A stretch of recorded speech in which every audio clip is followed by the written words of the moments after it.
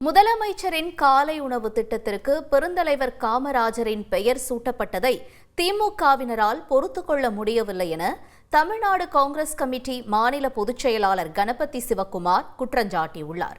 சட்டப்பேரவையில் முன்னாள் அமைச்சர் ஏவவேலு பேசிய கருத்துக்களுக்கு பதிலளித்து அறிக்கை வெளியிட்டுள்ள அவர், தமிழ்நாட்டை பல்வேறு துறைகளிலும் முன்னேற்ற பாதைக்கு கொண்டு சென்று வளர்ச்சிக்கு அடித்தளமிட்ட பெருந்தலைவர் காமராஜரின் பெயரை இத்திட்டத்திற்கு சூட்டியதில் எந்த தவறும் இல்லை என்று குறிப்பிட்டுள்ளார்.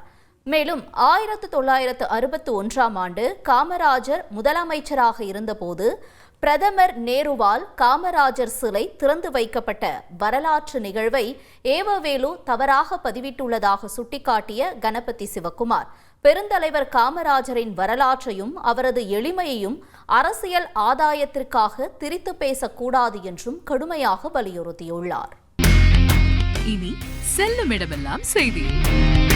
தந்தை டிவியின் வாட்ஸ்அப் சேனலை ஃபாலோ பண்ணினா செல்லருக்கும் இடமெல்லாம் செய்தி. இதோ QR கோட் இப்பவே ஸ்கேன் பண்ணுங்க, ஃபாலோ பண்ணுங்க.